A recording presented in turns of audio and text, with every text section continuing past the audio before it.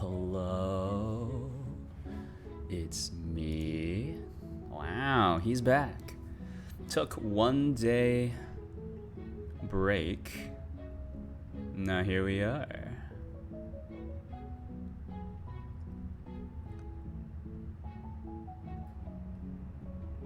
So let's get straight to it, I guess. Let's get straight to it. So, by get straight to it, I mean I'm just gonna like sit here while I open up all my other stuff. Live2D test project.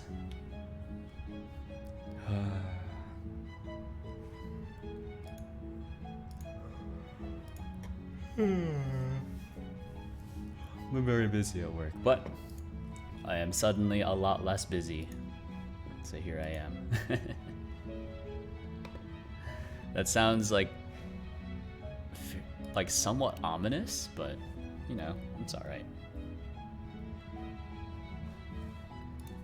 As long as I can somehow keep my sanity, I'm all right with this. Oh, is there no way to add mouse ripple back at runtime? Or does it just break whenever it's Oh no, it's just weirdly offset. That's weird. Is it because it's a different screen size? So if I make it like the same size. Oh, hello, Needle Mouse. Hello. How are you? Hold on. I need to, I broke my overlay. Hold on. That's what I get for making my own overlay. There we go. You can drop the button here as well, just so it's a bigger party. How are you liking Linux, Ubuntu? Do you feel the urge to, as they say, distro hop? Don't know why I pronounced the T so hard the first time. Even though technically all distros are pretty much the same. It's more just like the excitement of the built-in packages until you realize that, like, as long as you have a C compiler, so it's usually either GCC or Clang. Those are the big ones.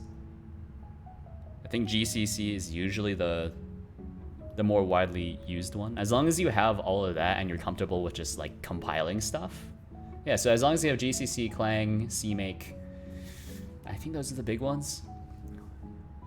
Every distro is pretty much the same. Because if something doesn't exist in your distro, you can just compile it yourself. Wow. Liking it about it. I'm having a hard time with art software and such. Credit isn't that much, I would say, stable. Kryta?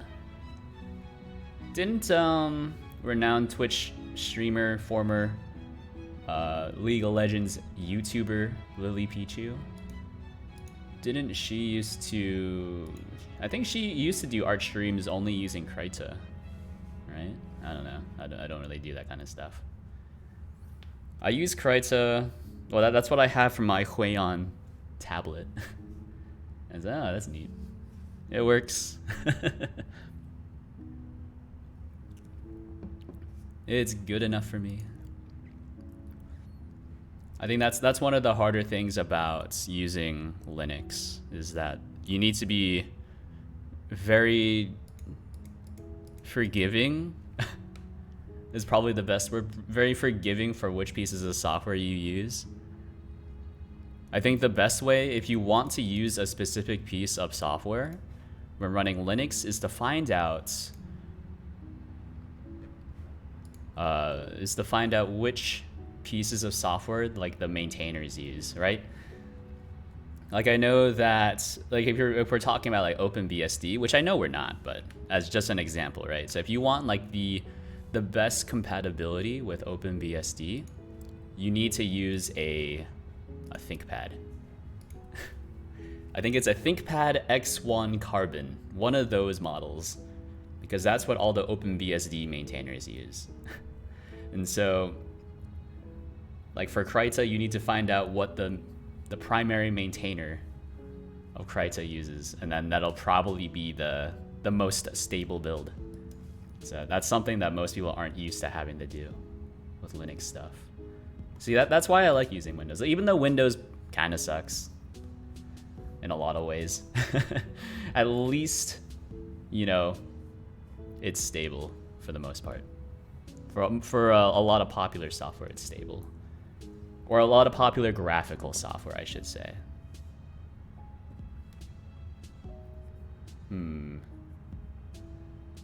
Linux is definitely a mixed bag in terms of pretty much everything having to do with audio and graphics, because that's not really what most people use Linux for, right?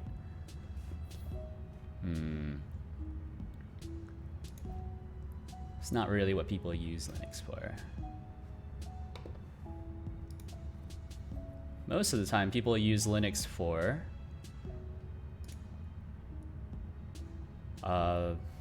what's the word? And also, I'm looking for something really quick because I've restarted my computer and now I don't remember what all the repositories I was looking at before looked like.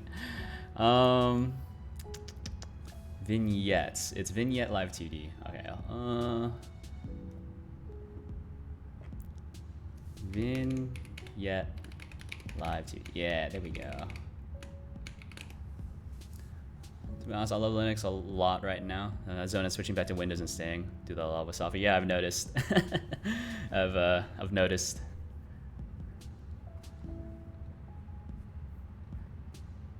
You know, and nobody was surprised.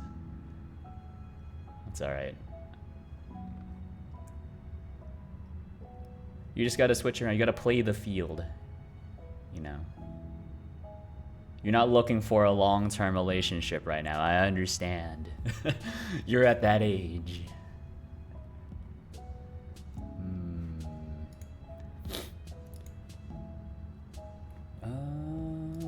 Is this it? What am I looking for? JSON to vector 2? How do I load in stuff? That's what I'm a little confused about. Or how did they load in stuff? So these are their shaders. Oh, wait. No, that's fine. You know, from game engines to OSs. I think if also, by the way, if you're looking to do game development, Linux is not great for that because almost all game engines are built to run on Windows for good reason, right? Because it's just easier to test. So it's because your main platform for deployments is where you should do most of your development, unless you're doing, you know, an HTML5 game. I think if you're wanting to do Flash for whatever reason, you are probably better off sticking with Windows. I'm trying to remember where I left off with this. Stardew Valley has Linux support. Yeah, well, it depends on what exactly you're trying to do, right? Like, I think Stardew Valley is based off of XNA, which is Microsoft only, but I don't remember how they did all their other ports. So if they did it via Monogame or FNA, both of those are Linux compatible. So as long as they're able to, you know, to port most of the stuff over to that framework instead of XNA. So I'm thinking they probably just used FNA.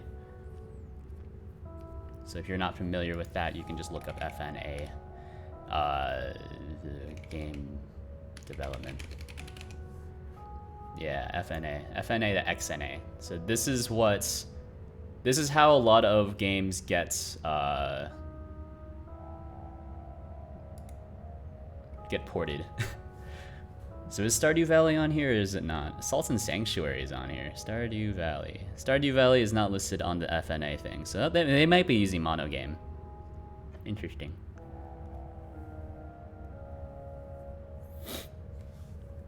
Stay on Linux for a bit. Maybe at the end of the week I'll just decide to switch or stay. I'm also hoping that you made a backup of your Windows stuff, because you might not have the Windows key anymore. I don't know how old your version of Windows is, but sometimes you'll need a CD key to get back in and reinstall, so you might be stuck if you didn't make any backups. It's always hard to say. So I wish you luck. Just know that you are in slightly treacherous territory. I mean, there is some stuff called R. Yeah, I get it. I get it. You know, visit the old cove of pirates. I got it. I'm picking up what you're putting down. So this is the Model 3. Am I loading in everything? So this is motion data. This one doesn't give me everything that I need. Hold on, I have this saved here. That's why I didn't need to do anything. Okay. So create render I don't need to do. Set up textures also don't need to do. Well, set up textures I might need to do. What is this written in? This is C++? No, this is an MM file. I don't know what that means. I don't know what an MM file is. MM? What is a .mm file? Ooh. A .mm file. That's a file extension I'm not familiar with. That's awkward.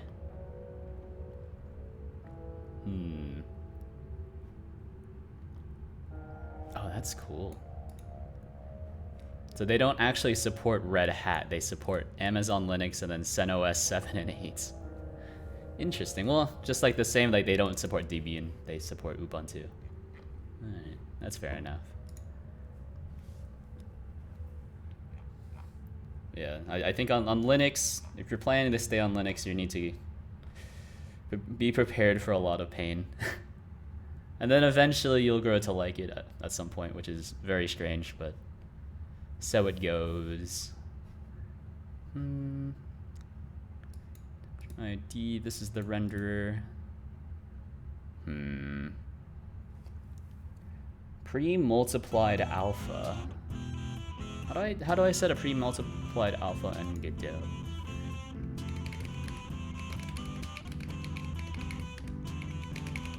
Pre-multiplied alpha. I don't know what this means. Is this like a import thingy? Pre-multiplied alpha. Okay, cool. An alternative fix to fix darkened borders is to use pre-multiplied alpha. By enabling this option, the texture will be converted to this format. Okay. Keep in mind, a material will need to be created that uses the pre-mult alpha blend mode on canvas items that need it. Okay. Doesn't really help me, but sure. Pre-multiplied alpha. Probably gonna use a little older version of Windows if I decide to switch back. That's fair enough. I mean, Windows 10 isn't bad. I like Windows 10. Windows 7, not too bad. Windows 8, kind of stinky. Windows XP, pretty good. That's because that's one of the first OSs I used. Well, actually, that's not true. I think Windows 95 was the first OS I used. Or no, Windows 95 or Windows 2000. It's one of those. Whichever one had the very first like Delta Force games, or was capable of running those games. remember my dad had like a demo copy of that, and I just played that all the time when I was a kid.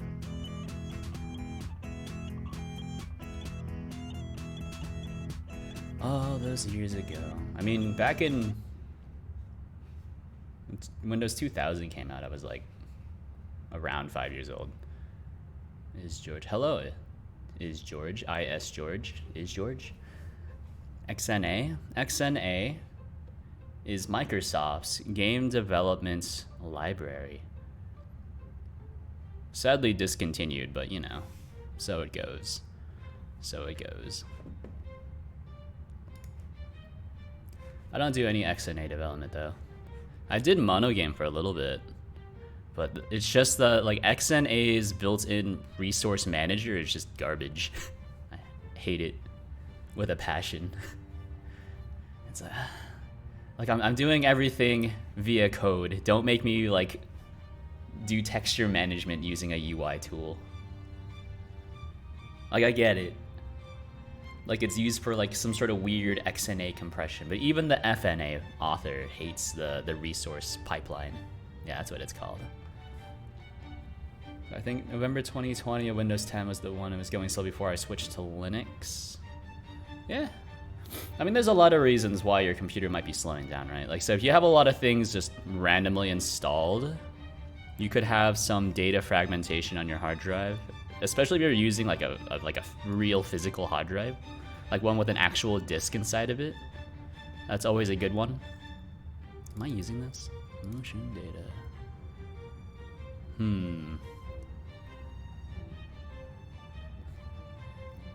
Oh, I remember what I was doing. I need to expose these. Okay, hold on.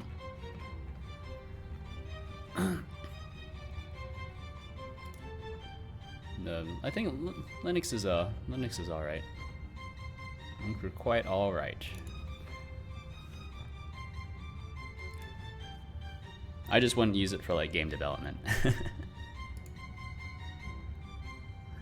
Actually, does this work? I know this works in JetBrains. Oh, it does work. What do you know? I don't know why I was doing it like this then. How strange. I don't know if digital art will work for me on Linux. It probably won't. Or it won't work without a lot of work on your part. So I know that, you know, the problem with a lot of Linux-related compatibility is that there's not really a company behind Linux stuff, right? Because if you're on Linux, you're probably not paying for a lot of software. I mean, that's the hard truth about a lot of that stuff. Is that you're using Linux because you like free and open source. Therefore, you're not paying for company support for a lot of stuff, right? And so there's no incentive for companies to actually support Linux stuff. So it's up to the community, but then like, you know, the community is like, you know, we're not artists. We're programmers. We don't do this kind of stuff. So you then run into the problem of like no one willing to work on stuff. The Wacom drivers I install work fine for my Wacom. Is it Wacom or Wacom? I've always called it Wacom. Wacom. But I've been saying Wacom a lot more. I don't know why.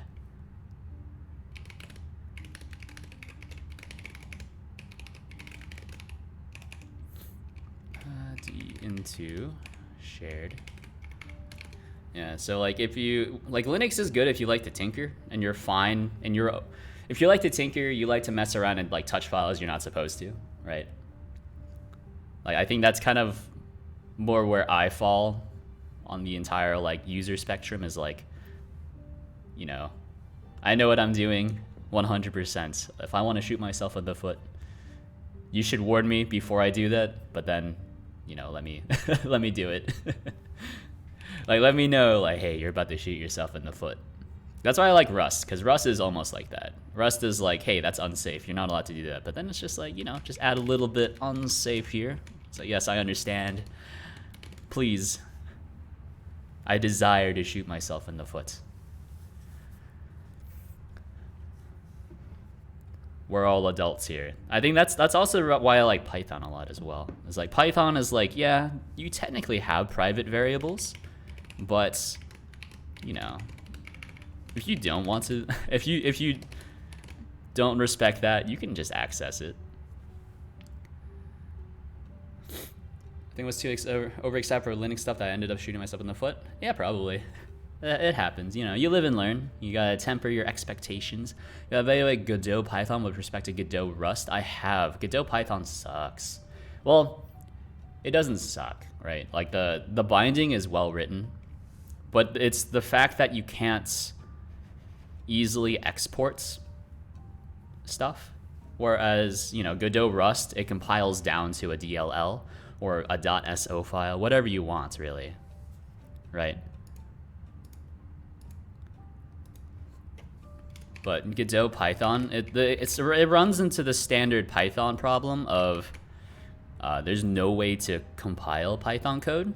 So instead, what you need to do is include the entire Python interpreter and then set like a path to the Python interpreter. It's just very strange. Like I get it, you know. That's how Python works. That's why it's so portable, is that they just give you the interpreter. As opposed to, you know, relying on system libraries. But no, one, Godot Python is slow. And two, I mean, it's just clunky to use. Not a fan. Alright, expressions. What are expressions? I've been talking too much. I've just got completely twisted. Expressions. I think when I was first doing the VRM stuff, I was evaluating Godot Python to do a lot of the loading for me. But in the end, someone had already written a library. You're familiar with them, George. It's vSeikai. They reached out and I was like, oh, okay, cool. That's neat. And here we are. So what I'm looking for is expressions. So this is a list of expressions, and this is this is just a list of expressions. So actually, this should be a variance array. So this needs to be a variance array. So VA. This is probably going to be like VA append. Or, oh no, I need to go through every single one of the, okay, I see. So self dot expressions. No, hold on. Self expressions, the field. So this is also one of the places where I think like Rust is pretty close to Python in terms of like usability. It's kind of like Rust has a lot of modern programming concepts that Python has also adopted, which is nice. So it has like iterators just built into everything, which is super sick. Because I think that's also how Python works, right? Is like in Python, everything is an iterator. Right, hold on. Is there no map method? So this is like some sort of expression, and we'll do a thing. Right? Does this method not exist, or does it totally exist? It does exist. How nice. And then can I do VA extend? Okay, I think I can. It needs to be some sort of iterator. In your view, is Godot Python a good stepping stone to port Blender plugins to Godot add-ons since both use Python? No, absolutely not. No, Blender Python is something very different from Godot stuff. Right, I think if you were to write some sort of mapping between... Oh, and hold on, I just have this weird thing on. I think if you were to write some sort of mapping between Blender objects and Godot objects, that could be a good stepping stone. But as it is right now, I don't think it's a good idea. No, it's not a great. Yeah, like the data models that they both work off of are completely different. Right? Like, yeah, sure, it's all code, but like the way that the code is architected is they don't map 1-to-1. We're not even close to like 2-to-1 or even what have you, right? Like there's a reason why Godot doesn't support like importing .blend files, right? Is that like the Blender data format is just bizarre. So is it doable? Yes, but like I don't think it's a good idea personally. Juan thinking 2 ways between Blender and Godot on Twitter. Yeah, so like you can load in .blend files if that's what you're asking about. So there are like libraries that do that mapping for you. I think it's a lot of work though, and I don't think that it's a good idea to map 1-to-1 for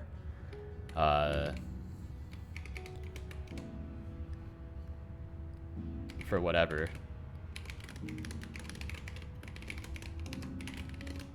But I mean, if you can make it work, then hey, you know, don't let me stop you. You know, it's just that you know, if you think that you have like a way forward with that, then you know, it'll just work. What's the impact to Godot if that happens? What do you mean impact to Godot? There is no impact to Godot. The Godot data format will not change unless Godot decides to change their data format to just be Blender's data format, which would be weird. But that's very unlikely. That would be like ripping out completely ripping out the internals. More Blenders will use Godot. Maybe. I mean, not really. I don't think so.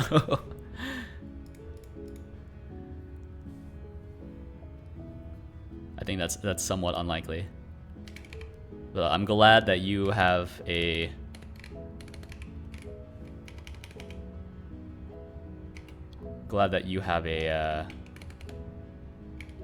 positive view on that. How do I consume the map? So unused standard iter map that must be used. Sure. Oh, they're lazily evaluated. How do I consume it? How do I cope with lazy iterators? How do I map an iter? Or yeah.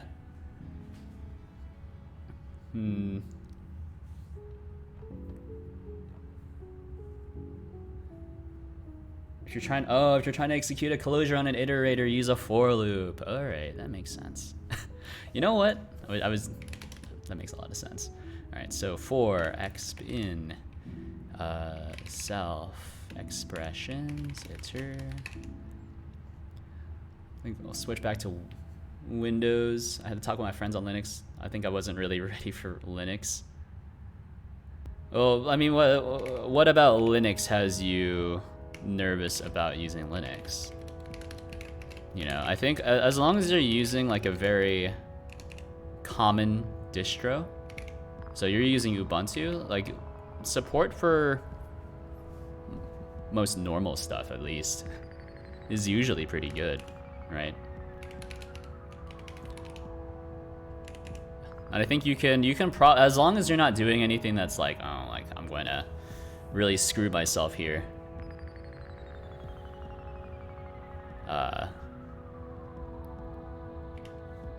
By not immediately getting some work done. So like unless you need like super duper need Microsoft Word, Microsoft PowerPoint, Excel, what have you, I think it's better to try to tough it out for a little bit and see if you can make it work. That's just me.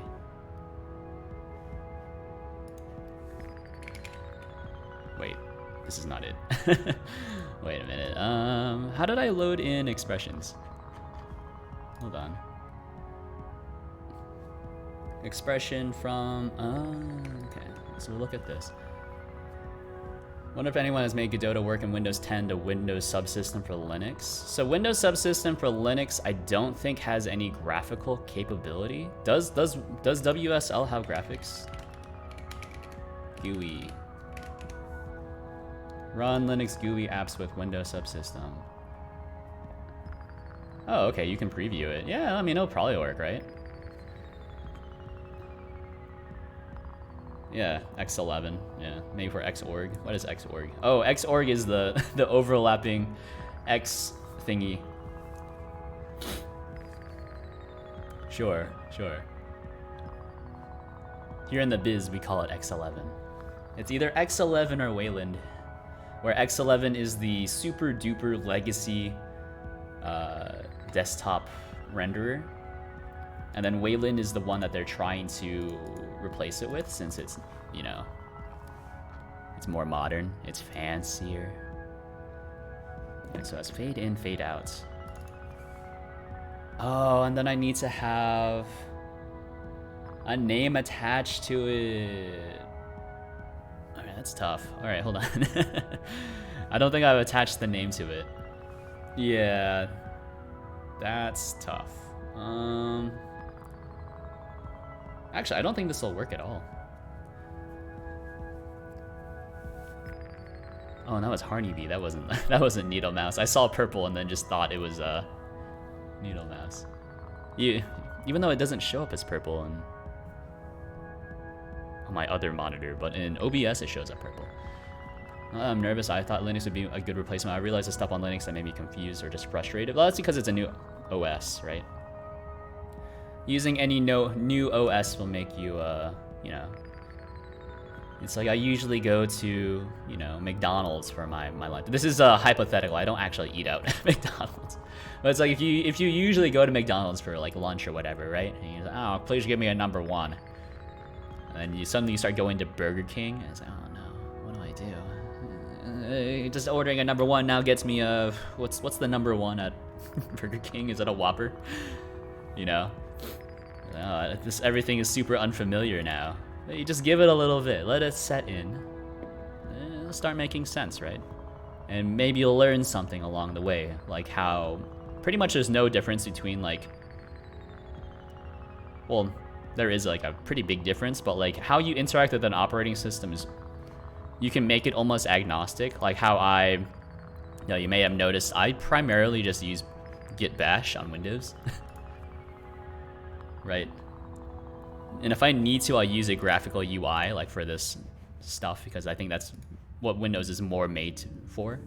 But like, you know, for everything else, git bash is usually pretty good. You can make directory, delete directories, etc. Windows 11 supports Androids like WSL graphics. Does? Oh yeah, because Windows 11 runs in a hypervisor, right? So Windows 11 sucks. Because if you're always running in a hypervisor, it's gonna be slow. It's gonna be very slow. I think I need to rewrite this, by the way. I don't think I can. Yeah, this should not be a vec. This should be a hash map. So I need to grab, what is it called? It's standard collections hash map, probably. All right, so I need to rewrite this really quick. Yeah, ignore all this for now. This needs to be a hash map, which means other things are gonna break, which is fine. Get this out of here. Yeah. Switching to Linux, not too scary. I think like switching from Linux to Windows might actually be more scary.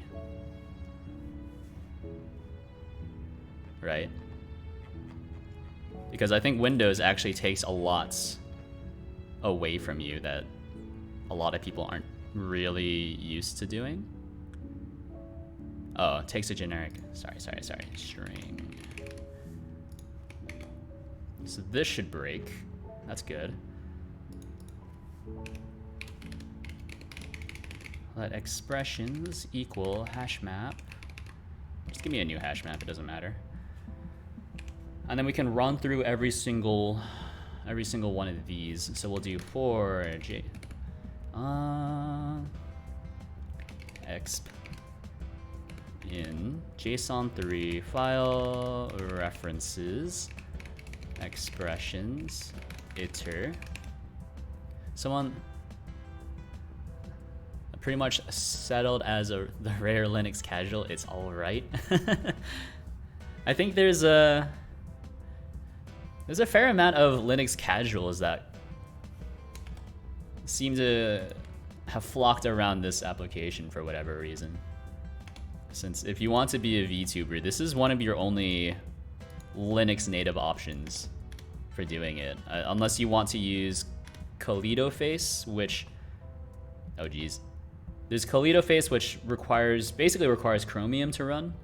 Because it uses TensorFlow.js, so I'm pretty sure Google neuters TensorFlow.js if it's running in anything other than Chrome.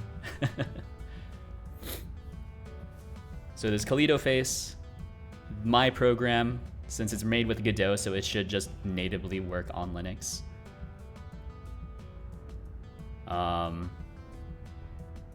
And then there's pretty much all the other standard VTuber programs, but they only work on or via Wine, so that's another bag of worms that you have to deal with, is dealing with Wine. Also, by the way, this is what I've been working on. Check this out. Looking like Kali, but I need to finish loading in all the stuff, because I've realized that the example I was looking at didn't actually load in the entire file for whatever reason. They only loaded in this. I don't know why. So I was wondering, like, what did I miss when I was porting their example? I didn't miss anything, actually. The example was just incomplete. If I had a functional hacker brain, I like to roughly translate Hirogata. What's Hirogata? Hirogata.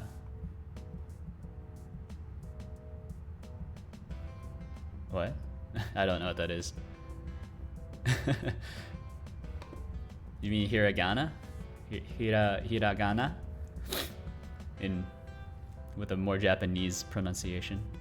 Why 4 arms? So the reason why there's 4 arms is because Live2D, which are the standard VTuber models, this is actually how they're rendered. So they're not just PNGs. How they actually look is like this. And I'm doing it in 3D because I need the ability to, oh, what the heck happened here? Ooh. Ooh. What happened to my folder? What? Is it? It's still here. Yeah, there's... Oh, it's because I GD ignored it, so it wasn't imported. Oh, yeah. But yeah, basically, how Live2D works is that it has 2 sprite sheets, or at least this model has 2 sprite sheets, and then it maps those sprites onto different meshes, right? So it's not just one contiguous just image. It's actually an image that's cut up into multiple parts, like a true serial killer. And so now I'm just missing the information to mask out the other meshes. So there are, I think there's 3 masking textures that I'm missing. I just don't know which ones they are. So right now I'm just drawing everything direct to screen. So this is actually how it looks if you don't have any masking textures, which are things that just hide certain pieces of the model. So I need to think about how to implement that. Software made for MMD, later had VTuber rigging support. GLTF, probably GLTF rigging support is what you're thinking of. Is it Hirogata MMD? I know MMD. Oh, Hitogata.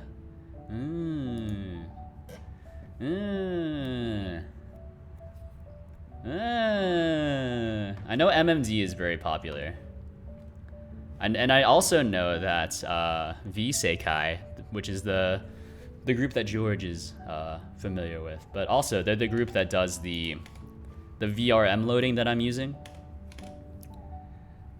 they have it's an MMD to like Godot animation thing, I think, which is pretty neat. Yeah, MMD is before VRM, yeah. MMD is a very old format. But it's one that everyone uses as well, so that's why people use it. It is pretty much the standard for like fancy humanoid animation, as far as I understand. I don't really have a horse in the race. You know, it's all the same to me. So let's see, expressions. What is it called? Is it called insert? Yeah, it is called insert. Okay. So this needs to be expression. This is in model. So this is expression. Yeah. So it's expression name to whatever the heck this was. Yeah, one of these. I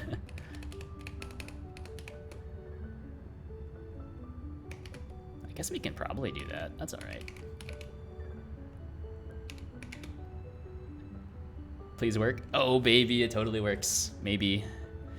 No. Okay, hold on. It's expression file. Yeah, no. Okay. This needs to be a reference to a cloned string, or maybe that's fine. Yeah, as VRM, the program added VRM support, was creating the right abbreviation. No background on Live2D. Can someone explain the benefit going to Live2D? Well, so VRM is the modern format that people generally use. So this is also a VRM model. It's not my model, by the way. It's just it's a model that someone supplied for tracking. Oh, and actually, since I'm doing this stuff, I can turn on lip sync support, and then we'll just get like really weird, almost accurate phoneme detection is close enough, which has added in the last release. I do need to enhance it, but it's close enough. As it turns out, rapidly selecting phonemes like in real time is really difficult. But yeah, Live2D is more anime. Yeah, for sure. Live2D is what you usually see from like VTubers and stuff. So it's the most popular formats, I think. So like even the big Twitch streamers that used to use like anime models, I think they went to just using a Live2D because it just looks better in my opinion. But it's easier. But like yeah, rigging 3D models is somewhat easier, I think. Because you can always just use a base model and then add the rest of the stuff on afterwards. Whereas with Live2D, you kind of have to be like good at drawing. Like 3D modeling is not the hardest thing in the world, for sure. Not the hardest thing in the world. Why is this saying expected struct string? All right, hold on. This needs to be, I think we can just clone it, right? Or like to string the string. So like basically to owned. Cannot borrow expressions as mutable. All right. One of the things I don't like about the Rust compiler is that it only shows you the topmost error on the stack. So once you get rid of the first error, then there's another error underneath that. Your VRM avatar has a small mouth. Hard to tell if the lip sync is working accurately. Well, see, that's the benefit. Is it doesn't need to be perfect. It just needs to be good enough. Right? If you're going for perfect lip sync, I mean, that's tough, right? That's very, very tough. Two owned, yeah, two owned, two string do roughly the same thing. Doesn't like two owned on a string, doesn't that just create a copy anyways? Like two string creates a copy and two owned also create, or it's not a copy, it's a clone.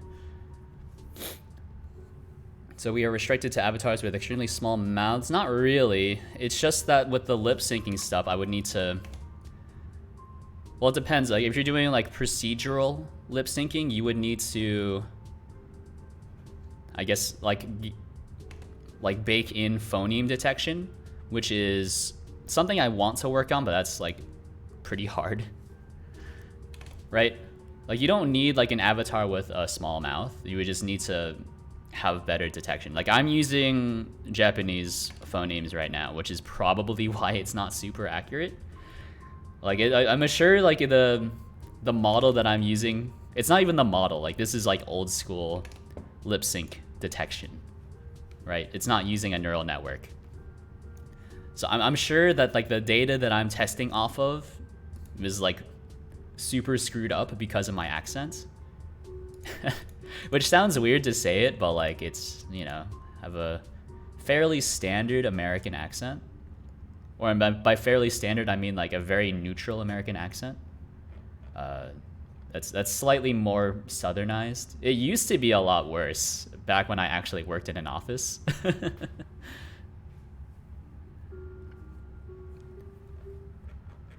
What was I doing? I was doing this. Now I can't do this anymore because it's I can't just iterate over. Actually, can you iterate over a hash map? I've never considered that. I know you can do that in Godot, but it needs to be. Oh, I can enumerate over a hash map, right? So I can do, like, it's usually something like key value for self expressions. Is there an enumerate? How do you iterate over a hash map in Rust? Rust hash map. How to iterate through a hash map. All right, Stack Overflow, my best buddy. I think that's something that I think a lot of non-programmers get surprised by. It's like how often I just Google simple questions. I don't remember how to do most things. I don't remember how to do most things in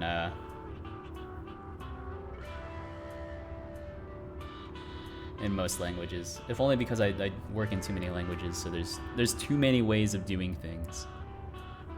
Let's see. Oh, okay. Yeah, okay. So it just lets you do that then. Interesting. Neat. What do you got? What are you confused about? Oh. For key value in self-expressions iter, and then this should be a string, an expression. All right, cool. So then we'll do D equal a Godot dictionary, then V push D into shared. So D insert. Let's see. So we'll need the key. So this will be the name of the expression that we're sending back to Godot. Yeah, because the current plan right now is for me to write out the Live2D library and then do most of the other things via GD scripts. Of course, I think I can actually optimize this because you can see right here that this is pretty painful. It also looks really slow since it needs to run through every single vertex, UV, and index in order to generate the mesh. So, I mean, they are like mapping to Godot, like C++ functions, so it's not too slow, but I think if I do it in Rust, it'll be a lot faster. But it's just easier to mess around via GD script, which is nice. That's why I really like about Godot, is that it's pretty painless in order to bind low-level languages to the engine. So have a lot of the, you know, lots of the really slow setup code.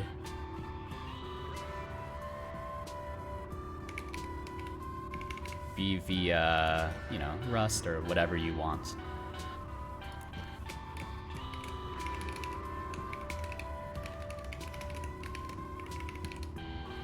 And then just experiments using GD script. And then if you need the performance, you can always just, you know, rewrite it in Rust, as is the meme. You can write an engine module, which isn't too hard. I've done it before. It was pretty gross, but I've done it before. I think that should be okay. What is your problem? Oh, it's private. Why is it private? I need to know. Okay, hold on.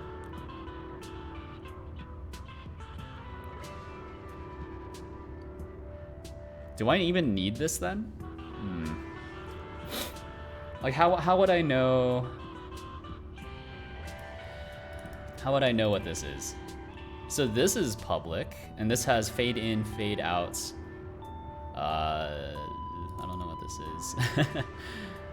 All right, maybe okay. I need to rethink how I do this. So this can't use the built-in expression struct. This needs to use the expression3 JSON thingy. Oh, and then yeah, this just has a reader attached to it. Okay, so I've just done this completely the wrong way.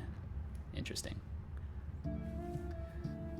Is there code documentation in ulip-sync where we need to adjust to adapt to each user's pronunciation in order to improve the lip-sync tracking?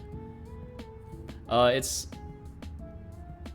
So the idea... I can go into this, why not? Let's go into this. So, real-time lip-sync. Check this out. So... I can't stop watching ray tracing lectures and understanding 20% of what the research says. Yeah.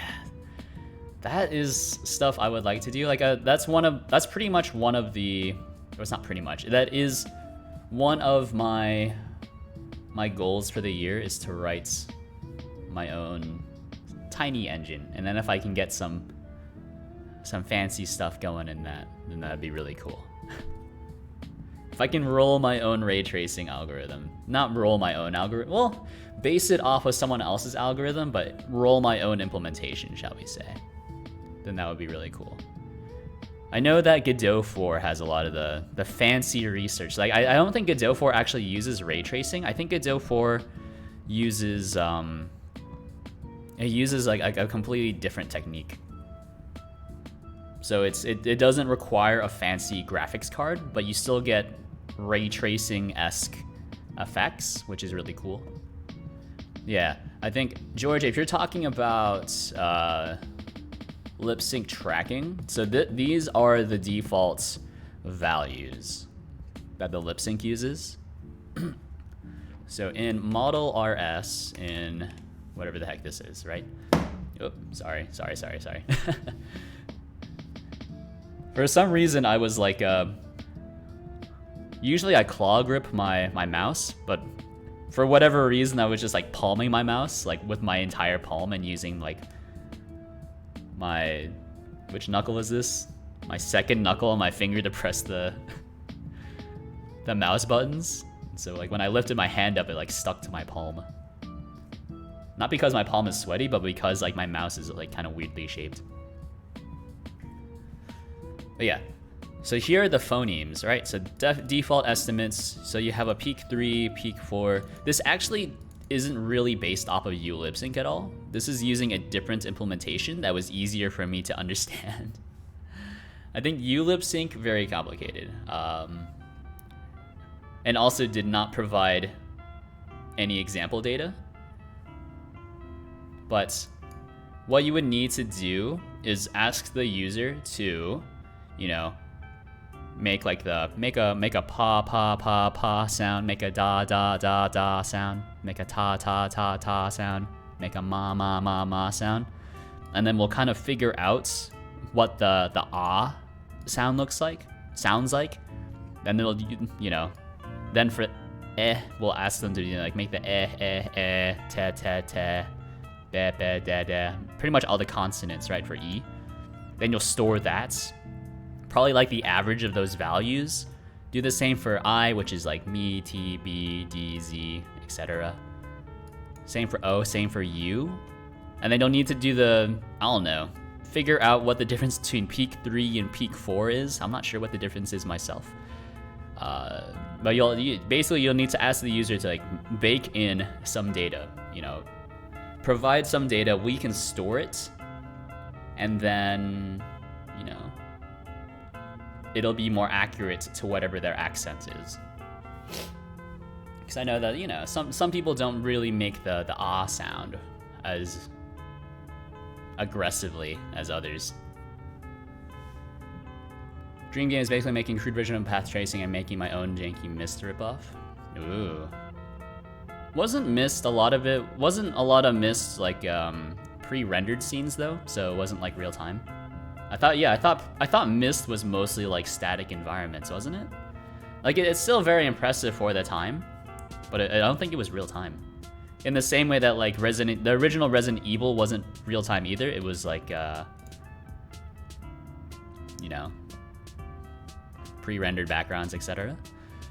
You borrow the valid extraction GD script code, which comes with a spectrum graph to adjust the choice of peaks. Something like that. So I can give you the implementation, I suppose. I mean, let me see. Real-time lip sync. This is actually no longer true. It's not actually based off of lip sync anymore. But let me see. We can find the issue. Lip sync supports Godot audio processing. So I do have this person's permission to use their code as a reference, even though there is no license on it. I do have their written permission to use it. Myst was modeled in an old version of Maya, then rendered to Broderbund's most expensive Mac. Oh baby. Yeah, I read. Oh, I didn't read. I watched the. There was some site. Was it Ars Technica that did a Myst thingy? Ars Technica Myst? Didn't they do? Yeah. Pretty much all of their. I've watched most of their war story thingies from Ars Technica. It's pretty interesting. Yeah.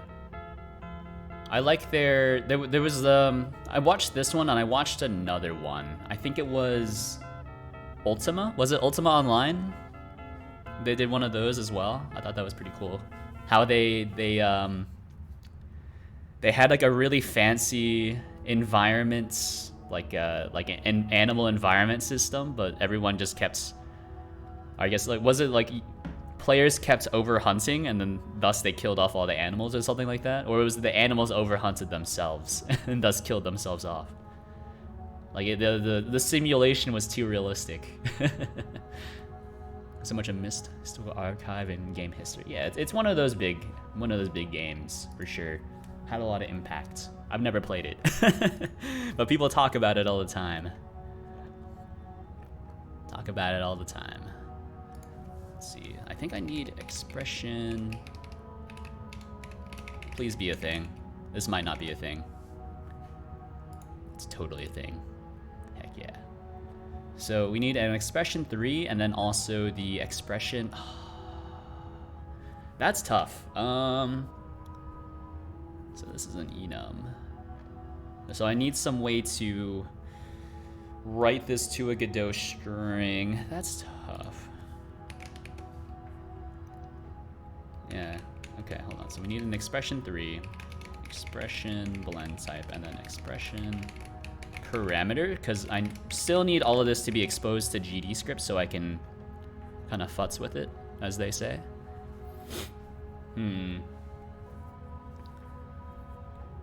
That rules.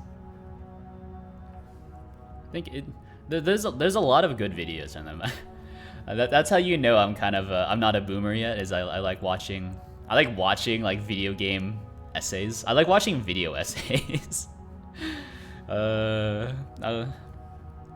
Probably from like a thing of like I need to work, but I also would like to play games. So like I'll watch, like I used to watch, I suppose I still watch a lot of Let's Plays. They're not really Let's Plays anymore because everyone's transitioned over into streaming. But you know, it's like it's almost like I'm playing the game, but not really. So I've vicariously experienced a pretty good amount of games, unfortunately. I think the last game I super got into was probably the Yeast series. Yeah, I played through the entire thing. Kind of was trying to play through it on stream as well, but it's like on my days off when I'm not programming, it's like I think I'd rather just go to sleep. Go to sleep or like play some instruments or something. All right, I'm thinking about how to do this. So I do have a local version of this repository, and I'm very strongly considering like this is really easy, right? This is really easy to read. And then all I would need to do is recompile their library and then use it here, which is kind of weird.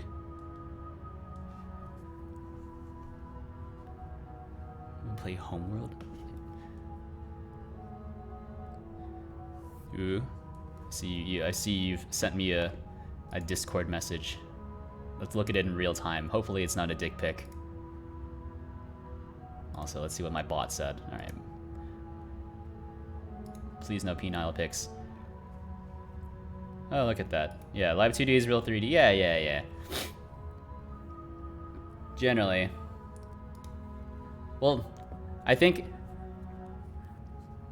there's a few things that go into it. So one is that if you're using any modern graphics API, modern graphics are only in 3D. There is no such thing as a 2D graphics API. What you would do to emulate 2D is just to drop the Z-axis and then render them as just like in a specific order. So like like Unity displays things as 3D, etc., etc. So does technically Godot. That's why I'm doing the Godot stuff in 3D as well, right? Like that's why I'm using the 3D viewer here. So like it looks 2D, but then if I just add this thing in, I took it out for some reason, I don't remember why. So if I just press enter, we can just rotate the model.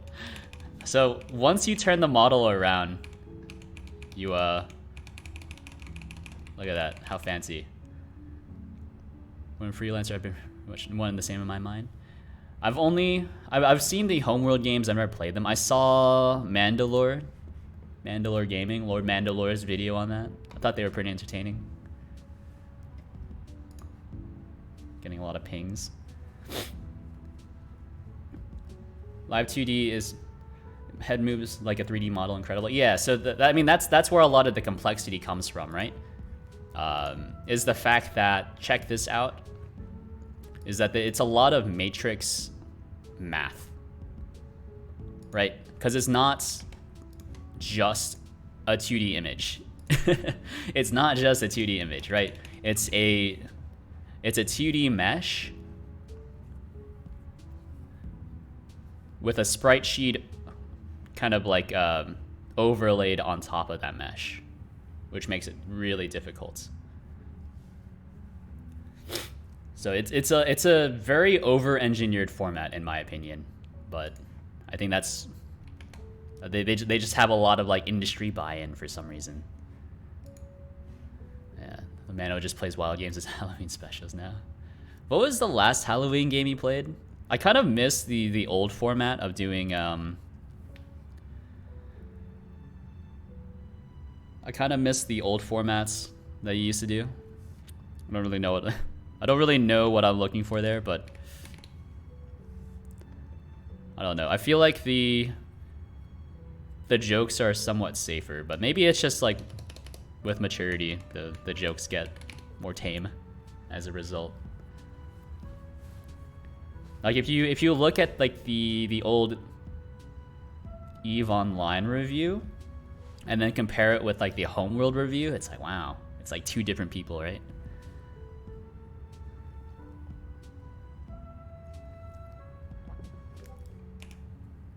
Let's see. What am I looking for? So I can't use expression from expression 3 JSON. What I need to do is file, open. Okay, let's do that. So this will create an expression 3 from a reader, which is what I'm doing for the other stuff. And then that will create an expression 3 that has the type, don't really know what that means, fade in time, fade out time, and then parameters. Expression parameters. Oh, geez. Well, at least they're all deserialized with Saturday, so that should be fine. I think this will work. So expressions, insert. Oh, hold on. So it's still gonna be expression name to string. That's all right. And then expression 3 from reader, and then I'll just reuse the same format I was using below. So that's file, open, res path. So that's the initial path you provide to the loader, the factory, if you will. Because that's kind of what you have to do if you want to use GD native, is because there's no such thing as a constructor in GD native, unfortunately. So you need to use the factory format, or the factory pattern instead. Oh yeah, anonymous agony. What is anonymous agony, by the way? Anonymous agony. Is this something I should be looking up on stream? How do you spell anonymous? Anonymous agony. Against Scientology. Oh, it's this one! The long form one. It's this one. Yeah. Okay, I watched that one. I don't know. I'm not a huge fan of watching cringe. I mean, I don't know. Like, cringe is one of the things I just don't understand from other people. It's like this is too weird. I get weird. Take over. All right, take it easy, George. You could just talk in regular Twitch chat.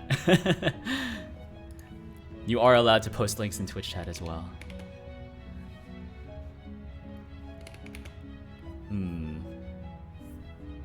Oh, and then we need to turn it into one of these. Oh, and it should probably be an optional as well. Okay, hold on. We can change. We can fix this. So this is an option. One of these.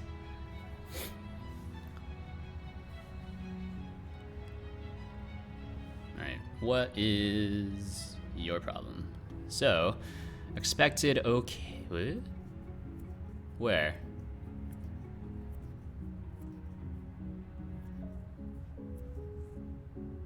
Who? Oh. There we go. Need to sneeze. Ugh.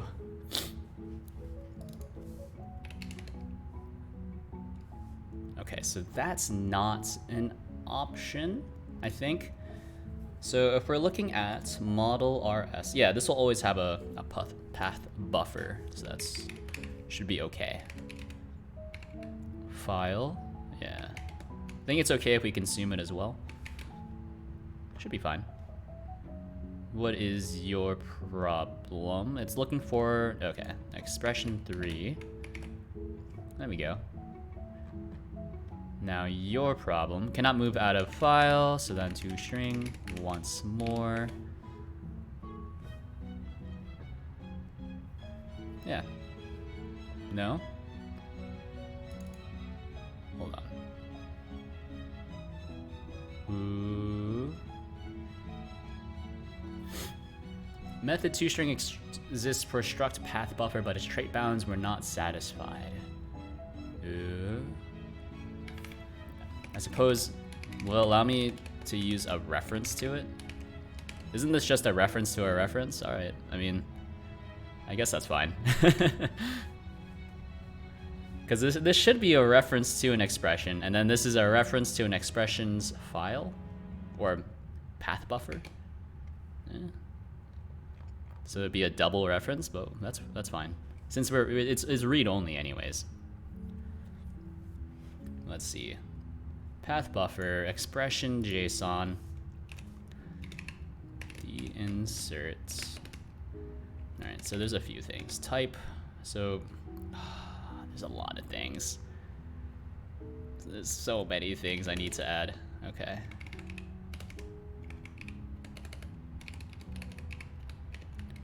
To own, to string, it's the same thing. Let's see, fade in time. What is your problem? Isn't this this is an expression? Expression 3. Oh, this is an option. Okay. That's okay. Yeah. So if let some expression, that's how you do it. some expression is equal to value, so we'll unwrap it first. Otherwise, we'll just pass in basically an empty, right? An empty dictionary. It only has a name, but with no data attached to it. Yeah, there we go. So fade in time. Fade in time.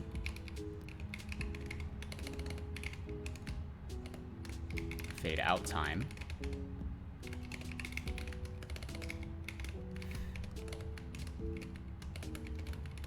Struggling with typing for some reason.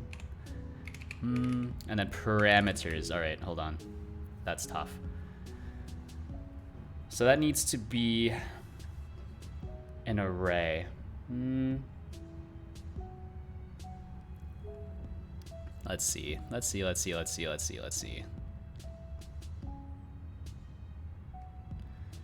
Parameters. Is this something I need to... Yeah, okay, so this isn't gonna be as easy as just slapping something in here. Although maybe it will. Parameters, right? And then this will be, we can just collect into a Godot variance array, maybe? Perhaps. Hold on. Can't you do something like, something like this?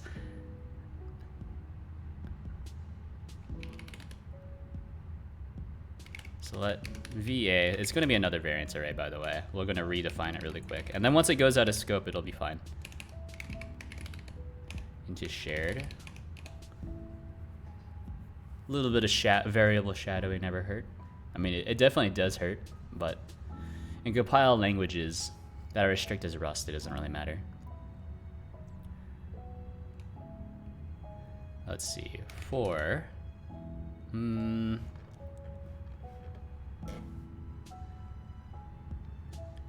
P in exp dot parameters iter. Probably don't need to iter, but that's fine. Let's see, so that is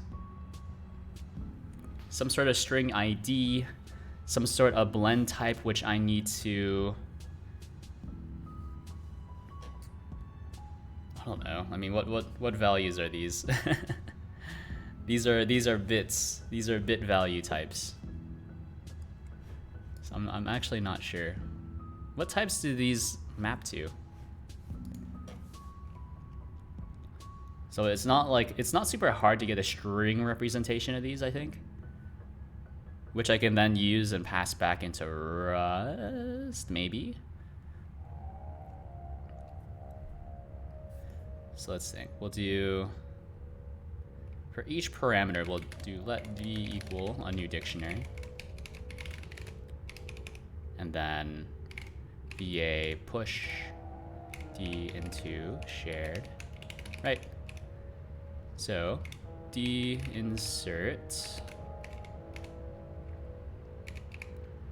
ID to string. It's all right. So the value is also pretty easy to do. So that's just P value. All right. Now the harder part is the blend type.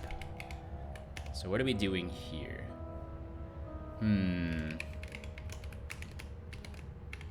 Because I feel like I don't want to, well, I think Godot can actually handle like the standard bit representation, I think. So GD scripts, basics, hold on. It's right here. We can find it. We can find it. So, where is it? I've seen it before. Built-in types, no. It's here. Yeah, so that's a base 16 hexadecimal integer, I think. Isn't that what these are? Yeah. So, I think I can just send it. maybe? Blend type. So this is P blend type, maybe? No. 2 variants. Yeah, I didn't think so. So how do I get in enum to string? Can I? I suppose I can match off of the blend type and then just turn it into its number representation. Actually, how do you get the value from an enum? Right, so Rust get value from enum, sure.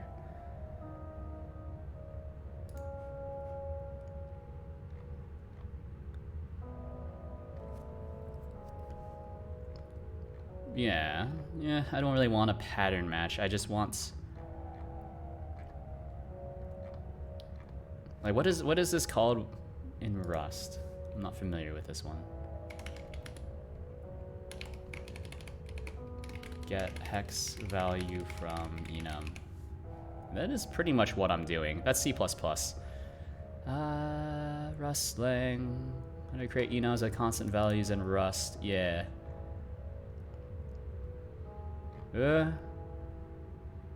Yeah, second case, this can be matched on all the usual ways, but can be cast to an integer.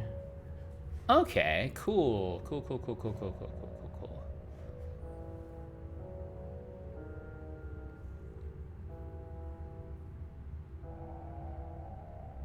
I guess these are I32s. So if I do as I32, yeah, that's fine. Yeah, okay. And then we can also just insert the blend type as a string. No, that's fine. We'll send it like that. No matching required. Although, we might as well, right? Inserts blend type string. And then we'll match P blend type.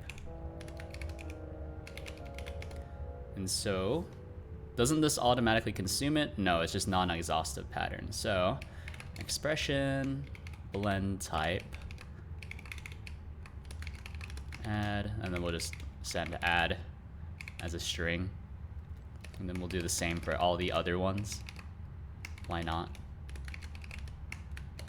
Because I don't think that these implement display, so it won't automatically just work, unfortunately. That's fine though. It's part of the fun. Yeah, okay. Cool. So that should just work. So let's hit it with a compile. Boom, boom, boom. Godot Cubism. I readjusted my monitors and pretty much all my window lengths are kind of weird. So hit it with a cargo build. That's fine. I'm very familiar with this screen. Been working in Rust a lot recently for work. Trying to reverse engineer Kafka, which is a monumentous task if you're not familiar with how Kafka works.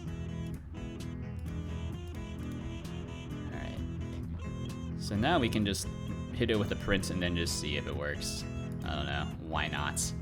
Alright, so debug. So this is the loader. I think it's not actually called Cubism Loader anymore.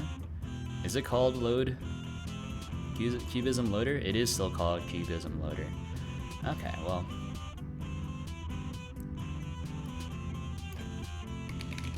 Just call it Cubism Model, just so that we're consistent.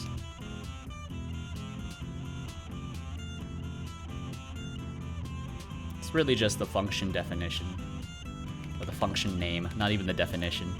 So, this is now Cubism Model from the factory. So there's your loader, that's alright. Model. This needs to be model. Change everything else to model. Model. Model. Model. Anything else? Who else? Model. Model. Alright, cool. Cool. So then model dot expressions. Just print this out, see what we get. Oh baby. I think it works. How nice. Oh yeah. Oh yeah.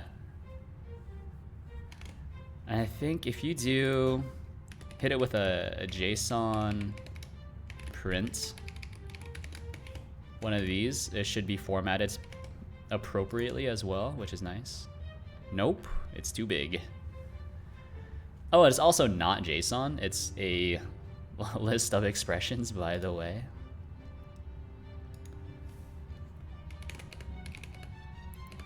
So for in this, hit it with a print JSON print. That should be fine. Oh, and then we need to slap in one of these tab. So it prints nicely. Look at that. So now we can just peek at it, make sure all the information we're getting is correct. And this should just be the, yeah, like the actual, or not, it's close to the actual value that we get from the JSON files.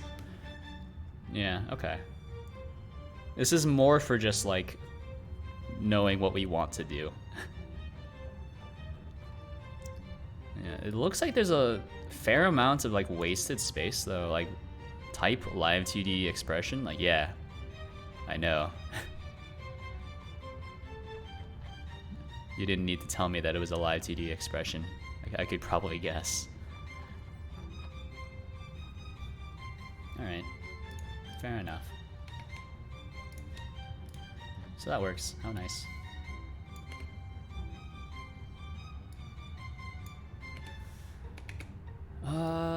So what else do we need to do then? So that's expressions. It's pretty good. Pretty good, pretty good. Pose. Okay, so this is just like struct fields. Get the fields from the struct, right? Besides the user model.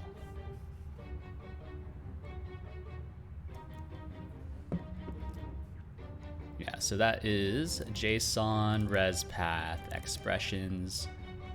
MOC isn't really a struct field, but that's fine. Region, struct fields, and then we can do an end region at the end. It's a feature I just found out that a lot of editors support, is the struct field, or the editor folding stuff.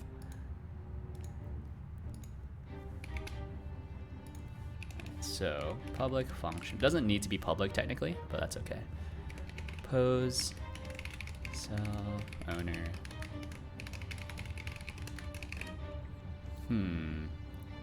So pose 3, I think that's just a dictionary.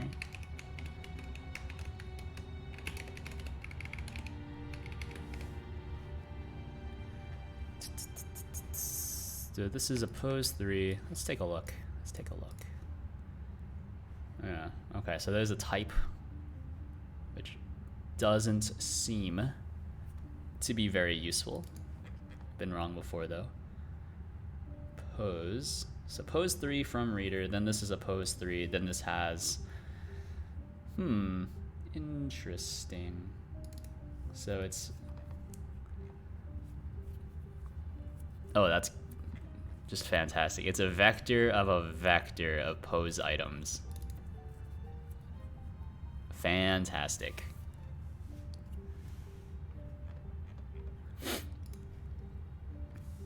Let D equal dictionary. Lots of repetition here. Might be sensing a pattern if you haven't already.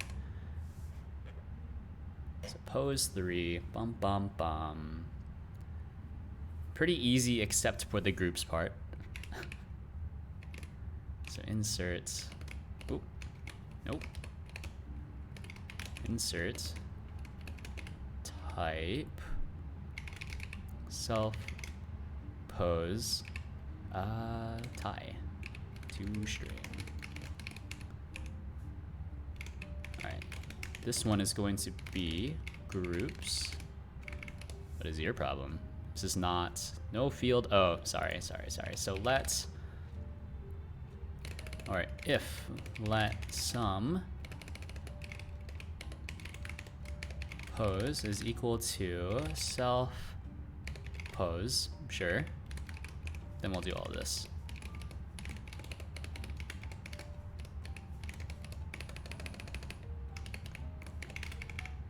Pose, yeah, okay.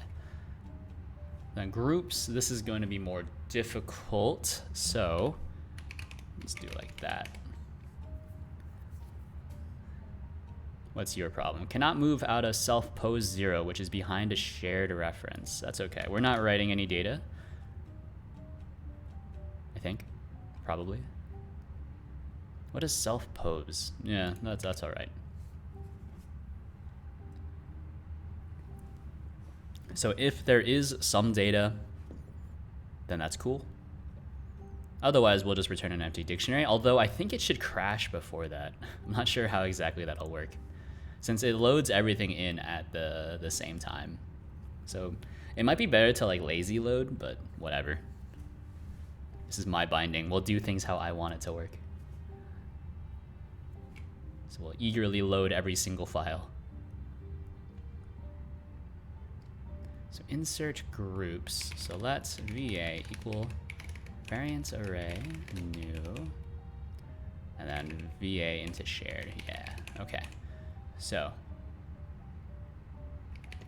for G in pose groups, yeah, iter,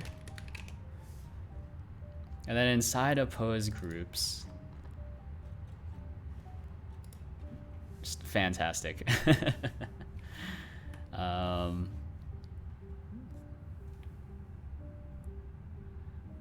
Pose group is a pose item, sure.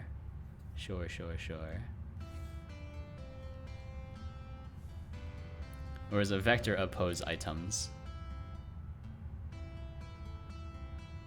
Okay, so let D equal dictionary, so that it's gonna be, wait, pose group, no, let's VA equal another variance array, I think.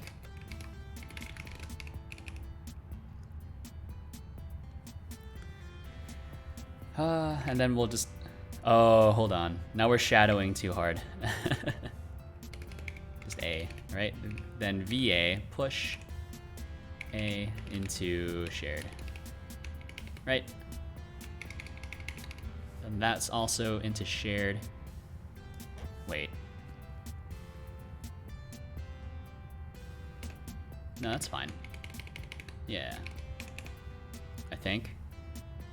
Once we start getting like super nested variance arrays, I start getting kind of confused. So for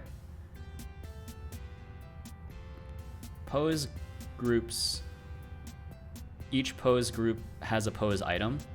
So PI in G dot, wait, link.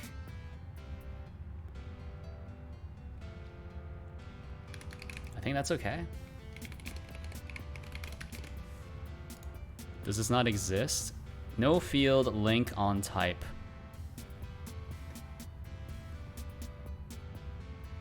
Ooh. Oh, we need to iter over that. Okay, hold on. Not this iter. So this is a pose item PI. So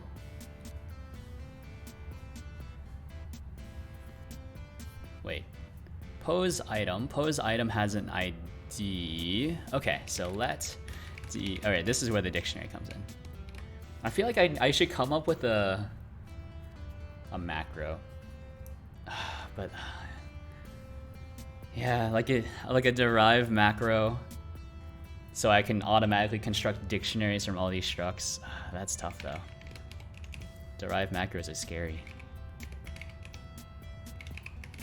Into shared. Okay. So D insert pi id to string, and then link. Oh no. Okay, hold on. Insert link, which is going to be yet another variance array. Oh baby.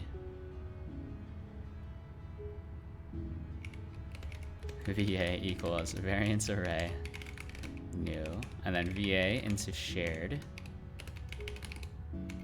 So that's gonna be that. So for link in, or just L in pi link, which is a vector of strings, just fantastic. Variance array push L to string. So let me just make a copy, right?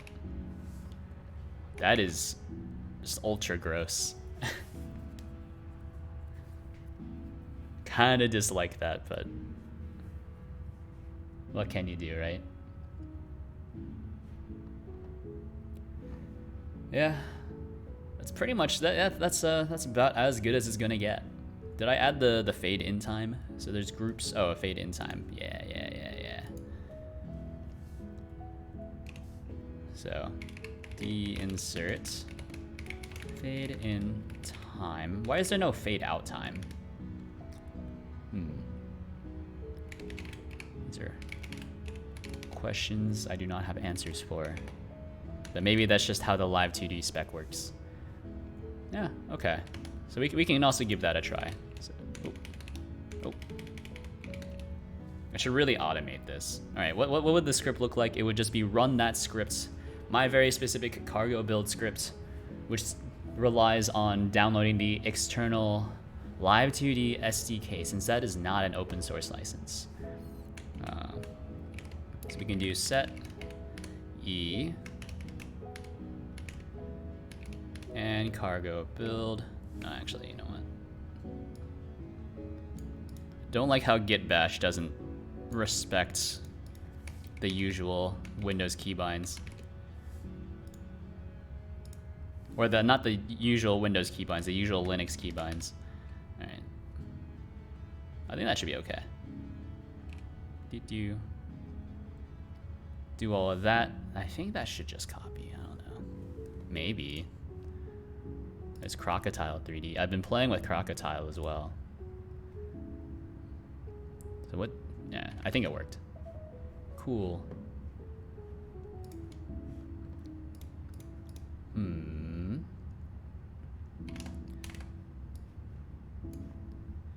So what does that give me back? This gives me back a dictionary, so that should just work, basically. So print JSON print model dot, what was it, pose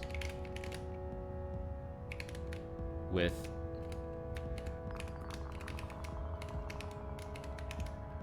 T, something like that, right? No errors, so that probably worked. Oh baby, and there's like nothing in there as well.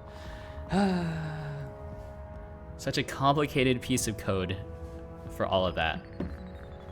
And then even then, it's just like the JSON data. So I could read this in Godot actually. That's all right though.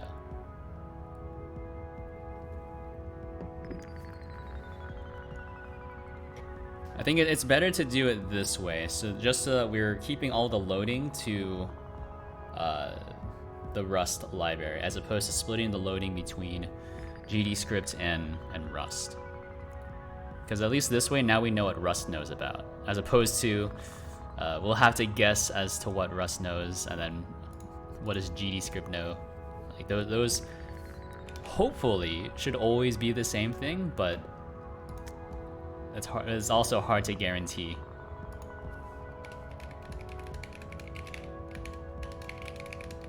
Which is why we need to go through this very long and strenuous process of just writing some Rust code. Oh, baby. So let D equal dictionary. I think definitely for sure though, the more Rust that I write, the more I like it. It's just like the more I kind of understand how it works.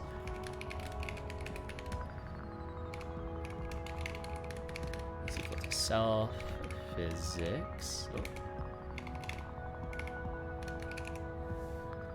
Then what is inside of physics 3? This is just the JSON file. So there's physics 3 meta and then physics settings. What is physics 3 meta? Oh no, there's so much stuff. Actually, since they implement deserialize, doesn't that mean, or I suppose, yeah, it would be deserialize. Yeah. Oh, and I'm getting a phone call? Hold on. Hold on. I'm getting a phone call? Who's calling me?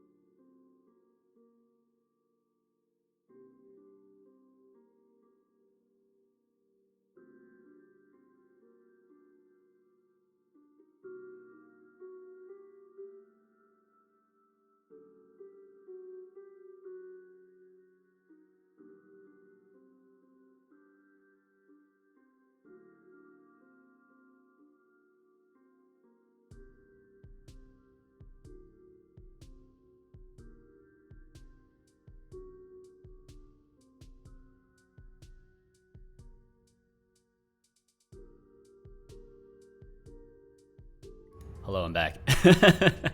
Hello, I'm back.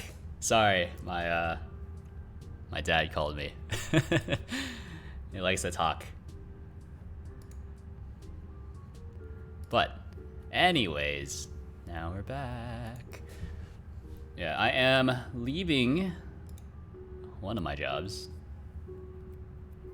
Because, you know what they say. Rats are the first to abandon a sinking ship. Right.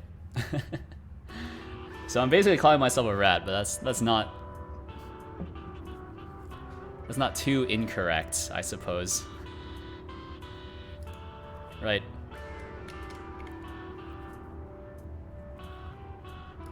And so what the idiom kind of means is that, you know, rats will stay aboard a ship eating all your food for as long as possible. But then, you know, once the rat kind of feels that the ship is going down, they'll run off. They're also the first to run off and not help. That's kind of my personality, kind of, with, like, you know, if you're gonna pay me, and, you know, I have to work long hours, that's all right. But if I feel like this is no longer going to be, like, super tenable anymore, I'm also just gonna bounce. It's all right. But yeah, it's a tough life, man. It's a tough life. All the upper leadership in that company kind of, like, left. And I was like, hold on. Hold up. Wait a second. Something doesn't seem right here. What is this? Oh, it's private.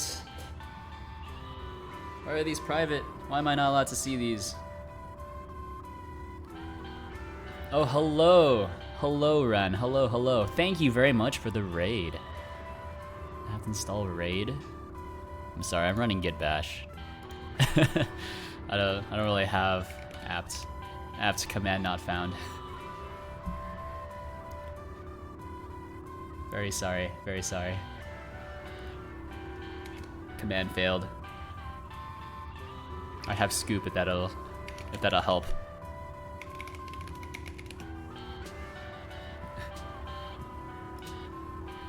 But welcome, welcome, welcome, welcome.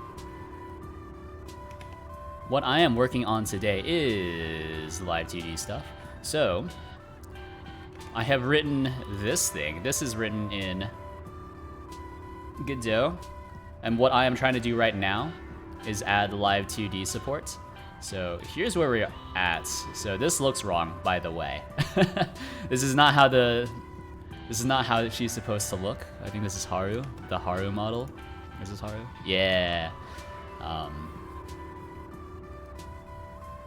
But surprisingly, you know, Live2D is actually like a sprite sheet, so all of, like, the body parts are, like, you know, it's like a serial killer's basement. They're all separated, etc. I don't know. I'm not a serial killer. I'm not. All the serial killers in chat, if you could tell me how you're disposing of the bodies, that'd be much appreciated. But this is how I would imagine you do it. But then you create a mesh dynamically and then draw it like this. So what I'm missing right now is some way to mask out, like, the other arms. So I'm pretty sure, like, this is what it's supposed to look like. I just need to figure out what the last 3 masking textures are. So it's just a lot of reading and writing from the Rust side, which is really tough. Or it's not really tough, but it's just really boring. Will anime cat girls ever be real? Hopefully not. I think that would be terrifying. Have you ever seen like the cosplayers who do, like, the thing to their eyes to make them really big? Like, they put in like the big iris contacts. That's terrifying, man. And thank you very much, by the way, for the compliment. Cool soap. Hopefully you don't drop it. You can find this piece of software, OpenCFace GD, free and open source, on my GitHub, which you can find here. Check that out. GitHub link. Wow. It's one of those, OpenCFace GD. this code is available under here. Look at this VSS project, which is what I'm doing most of my new stuff under, just so I can abandon the project without feeling bad about it. So that's kind of how I do my things, right? Like I could just kind of bounce whenever I want to. Huh. Maybe I don't want to expose Rust stuff. Or I don't want to expose physics stuff. Especially since all these fields are private. Yeah, I guess there's no reason for me to expose this. Throw the body off the side of the road in the middle of nowhere, make it look like roadkill. I don't know.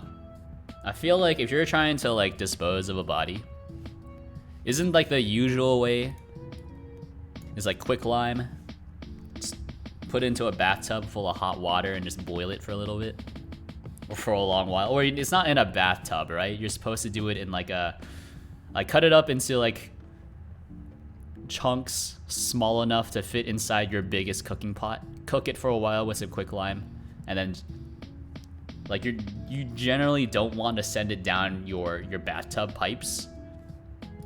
What you would want to do is like take it out and then like flush it down like several different other bathrooms not related to you. I actually got a GitHub, mostly a throwaway account for Halo Infinite through a virtual machine. Ooh.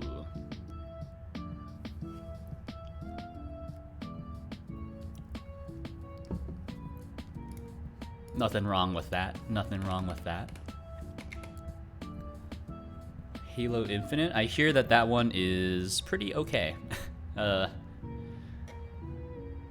really have a, yeah. I don't know. Haven't played Halo for a while. I think the last Halo I played was Halo Reach. Spent a lot of time playing Halo 2 Deathmatch. Lots of fun. Good times. More innocent times, but I didn't have to worry about working.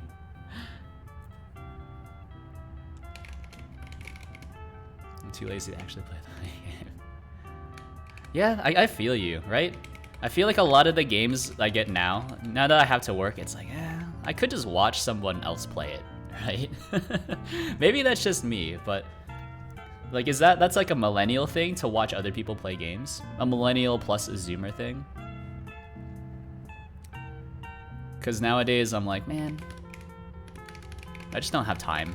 So I'll just watch someone else do it and like they'll struggle and then I'll kind of like vicariously experience the game through them. And I pretty much got the, the same experience except like none of the pain of playing it and or, none of the skill that may or may not come from playing such a game as well.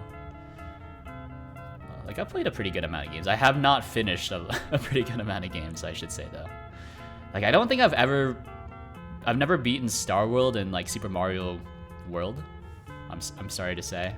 I don't know if that makes me a fake gamer or not. I've finished Super Mario Sunshine. I don't think I've ever beaten Super Mario 64. So, take from that what you will. I do know that Super Mario 64, that is kind of popping off on Twitch, for sure. Seen that recently. I don't know. I just don't have time to play, like, too many games nowadays. Ugh. I wish I did, though. I wish I did. There's a lot of things I would like to play.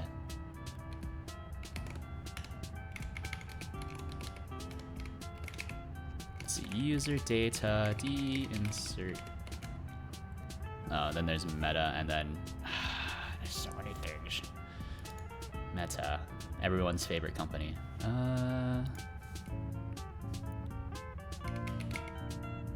So this needs to be create an inner dictionary here. So dictionary. I think Ren has played Danganronpa on stream, hasn't he? So, like, I haven't played those games, but I have watched someone play those games. And it's like, I pretty much got the experience right there, right? Like, I didn't make any of the choices, but the person playing it did make, like, pretty optimal choices. Alright, it's pretty sick. I was doing other stuff at the time anyways, so everything kind of works out.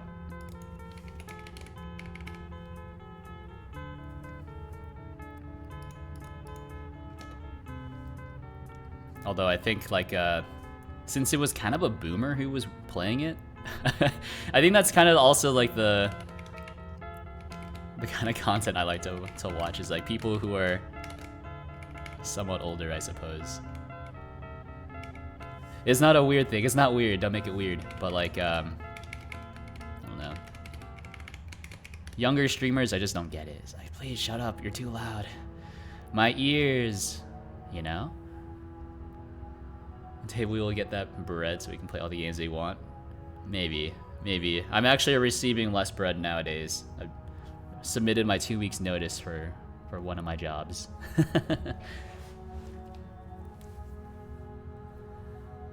Nice touch with the little people and ducks, by the way. Oh, thank you, thank you. You can find this if you're a streamer. You might be interested in this. Wow, look at that. I wrote this as well. Integrates with Twitch chat. Look at that. Wow.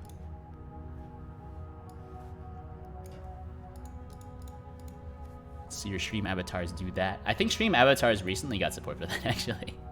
It's not hard to integrate with, but you just need to write some stuff. Everything is made with Godot. Everything's free and open source as well. Is there a soap bar one? There isn't, but check this out. Let's get distracted. How do I do this? So we'll go into stream stuff. All right, so we have our assets, right? All right, check this out. Let's do this. I think this will work. So we can copy, paste, human copy, edit. I can just edit it with Paint. Actually, I'm not gonna edit this with Paint. I'm gonna edit this with. How do you open with? Where's open with? Paint.net. Still think you need to make that have a magenta background so the green shirt's on see-through? No. I like the jank. I feel like the jank adds a lot to it. It's like, it's almost good enough to be like pretty good. It's almost like professional, but just not. It's missing that last, you know, Shazam. To really push it over the edge. Because, you know, we're not really running a really tight tight ship. What's the saying? I'm so delirious right now. I submitted my 2 weeks notice because they're pushing me too hard at one of the jobs. I had to reverse engineer Apache Kafka. I was like, I need like another month, and they're like, no, sorry. All right, well, guess I'll leave then. Goodbye. Let me see. Where's Paint.net? Hold on, we can do this. We can figure this out. We're smart people. Let's just open it like this. And then we'll go into apps, stream stuff, stream this thingy. Then there should be human copy. Oh, this is the same thing. Hold on. It's all right. What does a soap bar look like? We can do this in another tool. We'll open this up in Pixel Edit. Human copy, delete human pixel. We'll just open it like that. Yeah, I know how to do things sometimes. Grab this. Ooh.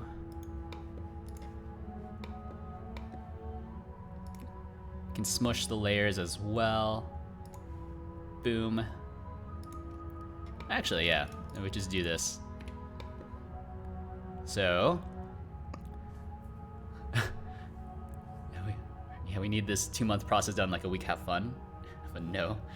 Yeah, well, you know what I did is I actually gave the estimate of 2 weeks, so I kind of screwed myself there. But then I was like, I actually need more than 2 weeks, and then I'm like, hold on, hold up, that's not what you told us. I was like, Sorry, but like I didn't realize what would go into it, so like now I'm asking for more time. And I suppose you can kind of guess how that went, because now I'm quitting.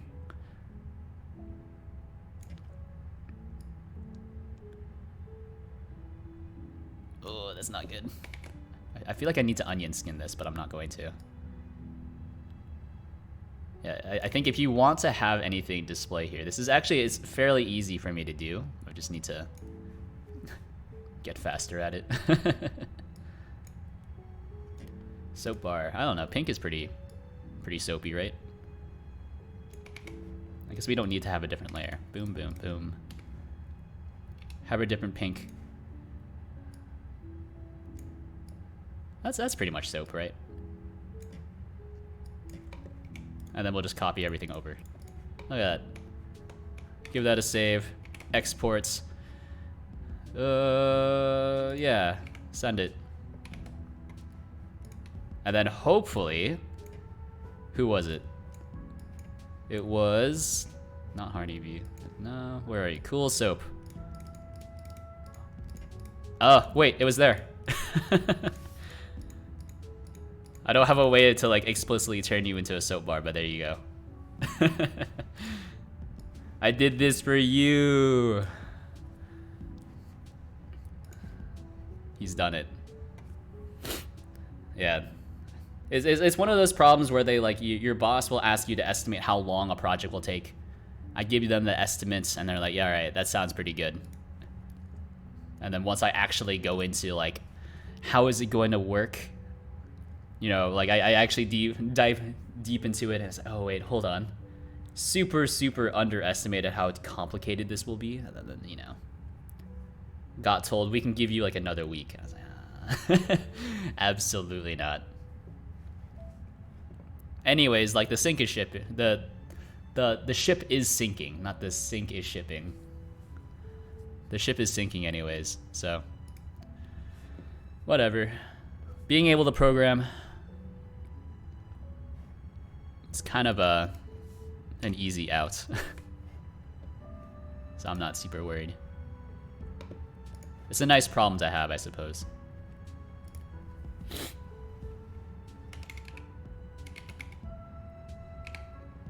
So this is your data count. That should be fine. And then boom. Talking about like soap a little too much. Soap? Not everyone's favorite hand sanitizer, aka prison alcohol. Would not recommend actually ingesting hand sanitizer, by the way. Can't be good for you. Alright. Yeah. Although I have to say, Ren, while I do appreciate the raid, I am a little over time. So I'm gonna pass it on. That's I apologize. But if you are interested in anything that you've seen here, everything that I'm working on is available on GitHub. So I guess I haven't really made any changes to the Godot side, but the Rust side has a lot of changes. So git commit expose more fields. So we'll push that. Oh yeah, thanks for tuning in. I will be live tomorrow from 7 to 10 p.m. Eastern time, working on probably this, maybe a game, I don't know. Gonna see how busy I am. If I'm not busy, I'll probably work on a game. If I am busy, I mean, this is pretty easy work, you know. Games, that's hard. That requires a lot of planning. This stuff, you know, you just render something. It's an easy problem. Well, it's not an easy problem. It's a problem with a fixed solution, right? Like I don't want the arms to show up. Figure out how to get the arms to not show up. But anyways, let's look for someone to raid. If you know, the prison alcohol is quite amazing. Some Black Russian and lemon. I don't know. Maybe for boofing it, maybe. The optimal way to ingest any alcohol, regardless. I don't know.